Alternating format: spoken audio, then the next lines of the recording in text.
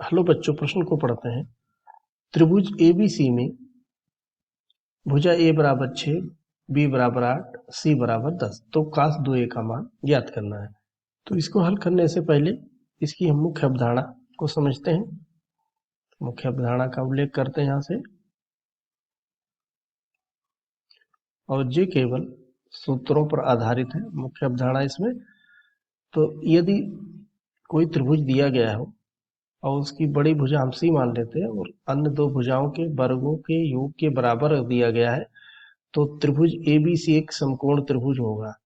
जो भी त्रिभुज दिया गया होगा, त्रिभुज एबीसी एक समकोण त्रिभुज होगा।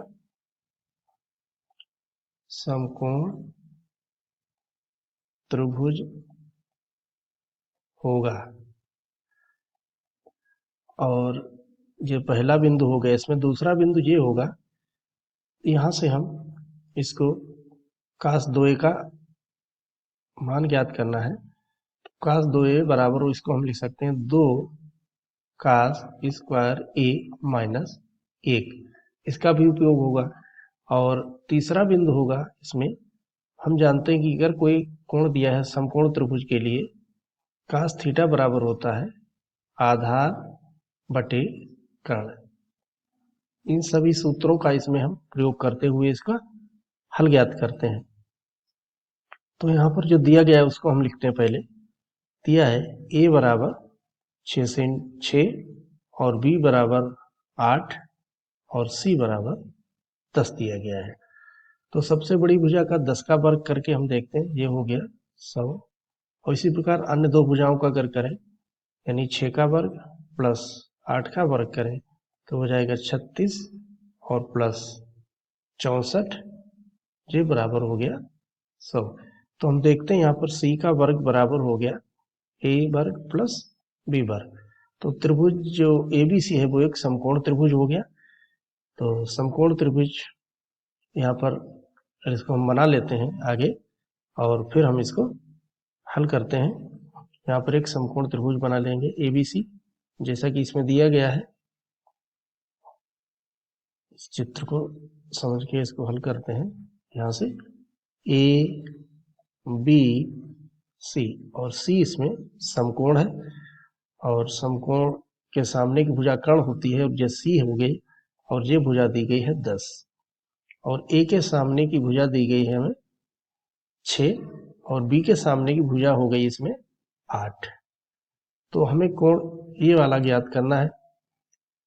तो ये वाला कोण हो गया इसमें आधार, त्रिभुज एबीसी में आधार हो गया, और सी जो है वो कर्ण रहेगा।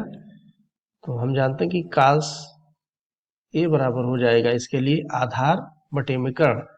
आधार हो गया 8 और कर्ण हो गया 10।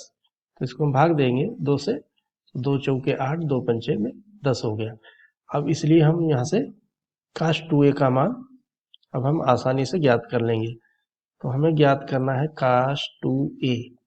तो cos 2a को हम लिख सकते हैं 2 cos वर्ग a माइनस का 1। तो यहाँ पर लिखेंगे 2 और 4/5 का वर्ग माइनस का 1 बराबर हो जाएगा 2 गुणा 16/25 माइनस 1। तो यहाँ पर हम इसको लिखेंगे 32 माइनस 25, 25 हो जाएगा बटे में 25। तो हल करेंगे तो ये आ जाएगा, 32 से 25 कम कर देंगे तो 7 हो जाएगा, और बटे में 25। तो हमने जो मान यहाँ पर जो ज्ञात किया है, ये मान है cos 2a का। cos 2a बराबर हमने मान ज्ञात कर लिया है, और मुख्य अवधारणा का प्रयोग करते हुए सभी सूत्रों का इसमें उपयोग किया, और हमने cos 2a का मान 7/25 ज्ञात कर लिया है। और आशा करते हैं आपके समझ में आया होगा। धन्यवाद।